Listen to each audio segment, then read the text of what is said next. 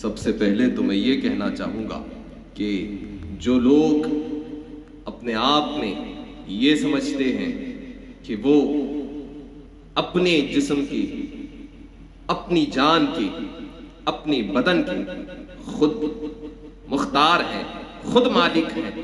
تو اسلام یہ نہیں سکھاتا۔ یقیناً اللہ تعالیٰ نے آپ کو زندگی دی ہے اور یہ سانسیں آپ کی ہیں،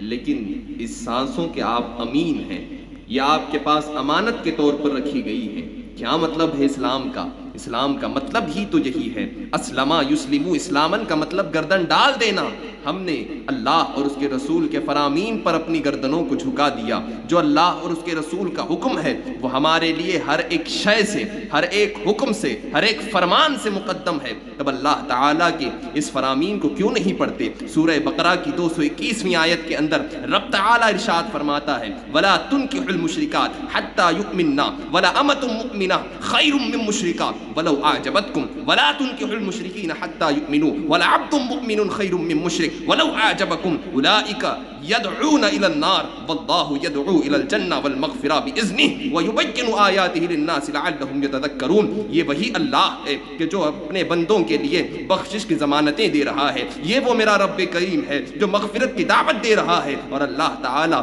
اپنے بندوں کو شرک سے بچا رہا ہے، شرک کی طرف لے جانے والے اعمال سے بچا رہا ہے۔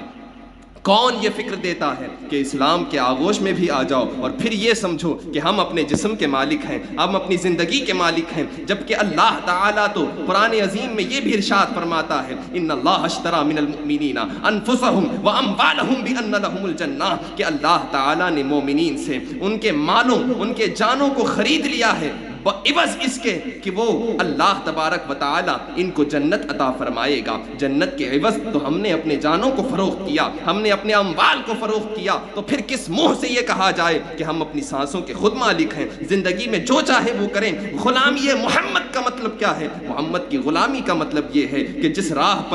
راہ پر جناب احمد مجتبیٰ صلی اللہ تعالی علیہ وسلم کے نقوش قدم ہیں، وہاں پر غلام مصطفیٰ کے قدم ہیں۔ جن راہوں پر صحابہ اکرام چلے ہیں، ان راہوں پر غلامان صحابہ کے قدم ہونے چاہیے۔ اگر اس سے دائیں بائیں شائیں ہوئے تو یقیناً سمجھو کہ اللہ تبارک و تعالیٰ کی اس راہ حق سے ہٹ رہے ہیں۔ اللہ تعالیٰ نے قرآن عظیم میں فرمایا، شرک والی عورتوں سے، کفار کی عورتوں سے نکاح کرنا تمہارے لیے جائز نہیں ہے جب تک مسلمان نہ ہو جائیں، اور بے شک مسلمان لونڈیاں مشرک سے بہتر ہیں، اچھی ہیں، اگرچہ وہ تمہیں بھاتی ہوں، اور مشرکوں کے نکاح میں نہ دو جب تک کہ وہ ایمان نہ لائیں، اور بے شک مسلمان غلام مشرک سے اچھا ہے اگرچہ وہ تمہیں بھاتا ہو، اور وہ سب تمہیں دوزخ کی طرف دعوت دے رہے ہیں۔ یعنی ایک مسلمان عورت، ایک مسلمان خاتون جو کنیز مصطفیٰ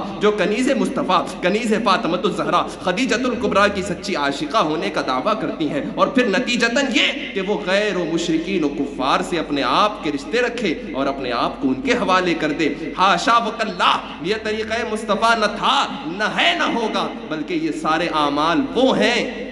کہ جو انسان کو جہنم کی طرف لے جاتے ہیں۔ خدا را ہوش کے ناخن رے، شریعت نے کہا کہ غلام جو غلام ہو وہ بھلے، جو مومن ہے وہ غلام ہی کیوں نہ ہو، تمہارے لیے اچھا ہے۔ مصطفیٰ جان رحمت کی شریعت پہ عمل کرنا، شریعت کی پاسداری کرنا، شریعت کے قوانین کو مقدم رکھنا، یہ ہر ایک مسلمان مومن و مومنہ کا فرض عظیم ہے کہ وہ تمام تر احکامات سے پیشتر مقدم رسول اکرم صلی اللہ تعالی علیہ وسلم کی شریعت کو رکھے۔ رفیقان ملت، بڑھتے اس ٹیکنالوجی نے، ماڈرنائزیشن کے اس زمانے نے، اور جدید ترقی یافتہ دور نے، اور پھر ڈیموکریٹک کنٹری کے ان خود ساختہ اصولوں نے یہ ذہن پیدا کر دیا ہے کہ یہ ہماری جانیں ہیں، ہماری سانسیں ہیں، ہم جہاں چاہیں خرچ کریں، جہاں چاہیں اپنی مرضی سے نکاح کریں، لیکن ایسا نہیں ہے۔ جب تم نے آغوش اسلام میں اپنے آپ کو ڈالا ہے، آغوش اسلام میں اپنے آپ کو لگایا ہے، تو قانون وہی ہے جو مصطفیٰ جان رحمت کا ہے، قانون وہی ہے جو رب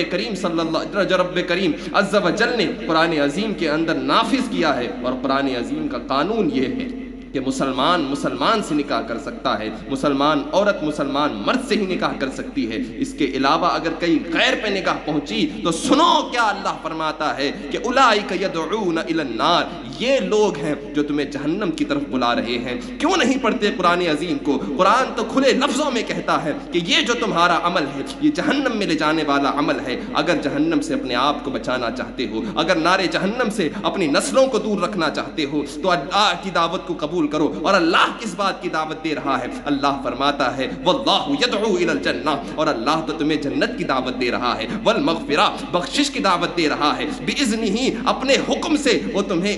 اپنے حکم سے وہ تمہیں امان کی دعوت دیتا ہے، مغفرت کی دعوت دے رہا ہے، جنت و انعامات کی دعوت دے رہا ہے۔ اس وجہ سے دعوت دے رہا ہے کہ دنیا کے اندر رب تعالی نے یبین آیاتی، اس نے تو ساری کی ساری کھلے طور پر اپنی آیتوں کو لوگوں کے لیے ظاہر کر دیا۔ اب ان آیتوں کو کھلے ہوئے انداز میں ظاہر کرنے کے بعد بھی جو دائیں بائیں دیکھے گا تو پھر سمجھیں کہ وہ اپنے لیے نارے جہنم کو آباد کر رہا ہے، وہ اپنے لیے جہنم کا ٹھکانہ طلب کر رہا ہے۔ خدا را دین حنیف پر مضبوطی کے ساتھ قائم رہیں، شریعت مصطفیٰ پر مضبوطی کے ساتھ قائم رہے۔ اگر اس سے ادھر ادھر ہوئے تو جہنم